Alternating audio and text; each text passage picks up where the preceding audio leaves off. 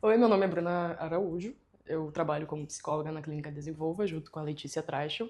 E nós temos uma convidada hoje, a Natália, fizemos uma parceria com ela para falar sobre as perspectivas de diferentes abordagens, no meu caso, a psicanálise. No meu caso, a abordagem sistêmica. E eu trabalho com a terapia cognitivo-comportamental e a terapia dos esquemas, que é a que eu vou trazer hoje para falar sobre dependência emocional. O que a terapia dos esquemas entende como dependência emocional? Muitos pacientes eles vêm, né, no consultório com essa demanda de que tá apaixonado, que é amor, mas a gente vê relacionamentos que têm bastante problemas, né? E com o passar das sessões a gente acaba vendo que na verdade é uma dependência emocional. E a gente tem esse erro de achar que dependência emocional é igual amor. Muito pelo contrário, a gente entende que a dependência emocional ela é um medo, né? Medo do quê? Medo de ficar sozinha, medo de achar que não vai dar conta sem aquela pessoa, mas principalmente esse medo de ficar sozinho. Por que isso acontece? A terapia dos esquemas, ela entende que a forma como a gente acredita que é o amor, né, como que a gente vai receber o amor e como que a gente vai amar a outra pessoa, é através dos nossos cuidadores. São eles que nos ensinam o amor, né? São eles que nos ensinam a como nos relacionarmos, porque eles são, né, as nossas primeiras figuras ali de relacionamento. De referência mesmo. Isso, de referência. E é a partir deles que a gente vai, com o passar do tempo, né, na infância, mas como a gente está falando de relacionamentos amorosos na adolescência e principalmente na vida adulta, a gente vai agir conforme aquilo que nós acreditamos. Então, se a gente teve alguma coisa ali lá atrás, né, que não foi muito bem desenvolvida, se a gente se acostumou com se sentir abandonado, se sentir rejeitado, a gente vai procurar isso nos nossos parceiros. Né? Então, por isso que trabalhar a dependência emocional ela é muito importante para que a gente não caia, né, em relacionamentos que não são saudáveis para nós. Eu sempre falo isso para os meus pacientes.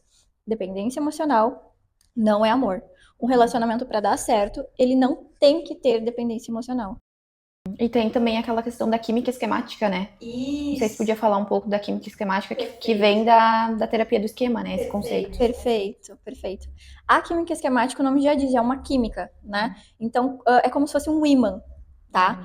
A gente inconscientemente, né? A gente também fala inconscientemente, começa a se apaixonar, a se apegar a pessoas que têm a ver com aquela química, com aquela composição. Ou seja, se eu tenho um esquema de rejeição e abandono, né? Eu vou buscar parceiros que são indisponíveis para mim. Porque de alguma forma eu acredito que amor é indisponibilidade. Porque querendo ou não, eu preciso, mesmo que pareça estranho eu falar isso, eu preciso me sentir, né, de alguma forma rejeitado ou abandonado em algum momento, porque é aquilo ali que eu aprendi que é amor. Conscientemente vai atrás de algo que confirme essa crença já existente nela. Perfeito, exatamente. A gente nem percebe, né? Então, assim, o trabalho da terapia dos esquemas é bem legal porque a gente primeiro reconhece esses padrões, por que nós agimos assim, e depois a gente consegue, né, durante as vivências da nossa vida, a vivência dos nossos relacionamentos, identificar, ó, isso aqui é algo meu, de um esquema meu, e eu sei que isso não é bom. Então, eu vou buscando, né, outras alternativas para eu não cair de novo nessa armadilha. Acho que está muito conectado a questão dos esquemas com os sistemas que a gente fala na abordagem sistêmica, né? Porque ele também traz essa questão do histórico familiar. Então, muitas vezes a dependência emocional ela vai cumprir uma função dentro desse sistema, né? Então, ela pode estar servindo como uma estabilidade dessa dinâmica, porque muitas vezes, como tu disse, a pessoa não sabe que ela está agindo naquele padrão. Então, esses sistemas a gente entende, né, na abordagem da terapia sistêmica, que eles têm uma vida própria. Então, muitas vezes a pessoa vai repetir aquele comportamento sem ter consciência daquilo, né? Porque, como a gente diz, um sistema, ele é uma engrenagem. Então, ele tem as suas próprias regras para ele poder se manter ativo. Então, se complementa uma coisa na outra, né? A psicanálise ela vai muito para esse lado também, principalmente daquilo que tu falou, Nath, da questão mais estrutural mesmo da pessoa na primeira infância. O Freud ele traz muito a libido, né? Então, a libido nada mais é do que uma energia vital que impulsiona a pessoa a desenvolver, a ir atrás daquilo que ela acredita. E num primeiro momento, quando a criança ainda é apenas um bebezinho, essa energia ela é muito voltada para si mesma. Tipo, nós nascemos prematuros, né? Então, aquilo é mais pro autodesenvolvimento, ela acabou de vir de um lugar hiper quentinho, tudo é muito agressivo para a criança. Então, esse primeiro narcisismo, que é o narcisismo primário, que eles gostam de falar, a libido está muito concentrada em si. E precisa do outro, daí isso a gente já bebo um pouquinho da fonte do Lacan também, e esse outro é representado pela mãe. É através dela que a gente vai aprender o que é o afeto, o que é o amor, o que é o acolhimento. E quando isso falha, quando tem uma escassez desse amor materno, dessa questão de realmente a criança não tem as suas necessidades atendidas, a mãe, se tiver um caso de tipo depressão pós-parto, por exemplo, que a mãe não consegue ter contato com o próprio bebê, essa criança ela vai se desenvolver de um modo precário, vamos dizer assim. E através disso, através desse outro, dessa mãe, que o Winnicott também fala, e a Klein traz também, da mãe suficientemente boa, é através disso que vão se aprendendo sobre o amor. Daí traz toda aquela questão de bagagem mesmo para os relacionamentos atuais. E é o outro que traz esse significante.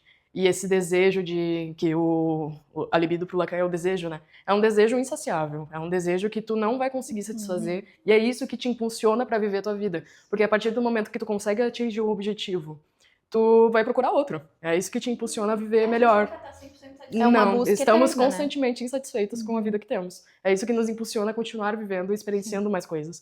Mas dentro de uma dependência emocional, essa pessoa ela teve tanta escassez, tanto desamparo, que ela internaliza que é isso que ela realmente merece, que é isso que ela tem o direito de viver, vamos dizer assim.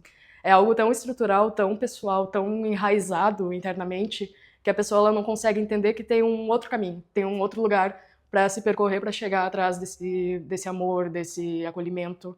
É bem aquilo que tu falou, de realmente ir atrás dessa pessoa inatingível, desse amor inalcançável. Sim. Eu me coloco nessa situação porque essa situação é familiar para mim. Porque essa situação é confortável, porque isso eu conheço. Exato. Porque isso inconscientemente eu sei lidar com essa escassez. Aí vem a dependência emocional de não conseguir realmente sair desse ciclo repetitivo, né? Que é o relacionamento abusivo. Porque tu sai de um relacionamento abusivo, tu entra no outro relacionamento abusivo porque o relacionamento com os teus pais foi abusivo. Então tu tá repetindo e revivendo isso no presente também, porque tu não soube trabalhar isso no passado e não sabe identificar isso no teu futuro também, no teu presente, no caso. A importância da gente trabalhar, né, a nossa autoestima, a nossa autoconfiança, não só entender da onde vem esses padrões, mas trabalhar a independência emocional. Isso é uma coisa que eu friso muito com os meus pacientes, que na verdade a gente não tem certeza de nada, a gente não pode garantir que um relacionamento vai ser eterno, né? Então trabalhar essa independência emocional é muito importante, caso aconteça algum rompimento, a pessoa saiba lidar, né? E não volte para aquele relacionamento ou não entre em outro relacionamento muito igual. Uma coisa que eu sempre friso, né? Que por mais que a gente saiba que a forma como a gente aprendeu a lidar com as coisas vem dos nossos cuidadores, das nossas experiências fora de casa, não quer dizer, né, que a gente vai só colocar a culpa no outro e não vai fazer nada a respeito. Então, na vida adulta, na terapia com os adultos, a gente entende da onde vem, que existe de fato alguém responsável sobre isso, mas quando nós somos adultos, a gente é responsável sobre isso. Se a gente vai querer manter ou se a gente vai querer mudar. Então não adianta ficar culpando só os nossos cuidadores, sendo que hoje a responsabilidade é nossa de manter ou mudar, né, a nossa vida, de fazer diferente. E é isso que é o que move as pessoas na terapia, que é o que vai fazer a evolução. Saber que agora parte delas mudar algo que não partia delas antes. O que eu faço com o que fizeram de mim, né? Bem esse entendimento. Eu acho que é fortalecer a capacidade da pessoa se nutrir emocionalmente sem depender do outro, porque tem também esse esvaziamento, né, de eu não sei para onde seguir, eu não sei o que eu quero para minha vida, eu não sei mais quais são os meus princípios, então esvazia totalmente, então qualquer pessoa que aparecer vai preencher esse vazio e eu não vou conseguir lidar emocionalmente sozinha com aquilo, né? Então eu acho que o papel da terapia é justamente isso, como tu tava falando, né? E para terapia sistêmica, a gente vai tentar ajudar o paciente a entender o que mantém esse padrão ativo. Então a gente vai buscar se é na infância, se é algum esquema ou qual questão ali familiar, que muitas vezes a pessoa ela tá dentro de uma lealdade invisível num sistema familiar. Ela vê a mãe tendo um relacionamento dependente do pai, ela vê uma irmã, ela vê uma prima, então inconscientemente ela tá repetindo aquilo ali sem se dar conta, né? Então, acho que é fortalecer, né, essa capacidade de se nutrir, explorar faltas, né, que faz a pessoa buscar no outro, e trabalhar essa autonomia, né? Isso, perfeito. A independência emocional. Exatamente. Na psicanálise a gente trata muito daquela ideia de livre associação de ideias, né? Que é a cura pela fala. Sim. Porque ninguém vai entender melhor a pessoa do que ela mesma. Às vezes ela precisa falar para se ouvir Perfeito. dizendo aquilo, para inconscientemente conseguir internalizar aquilo. Sim. Porque quando outra pessoa fala, ela pode optar não ouvir. Então, quando sai da própria boca, parece que aquilo tem um peso diferente. É isso Sim. que cura, se entender. E também entender que ela pode ser sim ouvida, que ela pode sim se sentir acolhida. Porque dentro de um set terapêutico, dentro de uma sala com um terapeuta, a pessoa ela tá mostrando as suas maiores vulnerabilidades, né? Todos os monstrinhos internos estão correndo livres pela sala.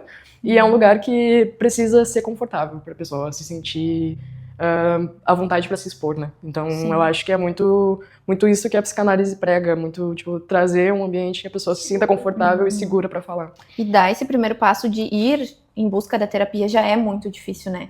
Então, muitas vezes vai ter esse embate, né? Mas eu acho que se tiver alguém que tenha se identificado, né, com isso, com alguns padrões que a gente trouxe aqui, saiba que com a ajuda certa, com a ajuda profissional, tudo pode ser transformado, tudo pode ser acolhido. E esse é o nosso tema, ver como as abordagens trabalham e entendem a dependência emocional e que podemos começar a partir disso, né, Gurias?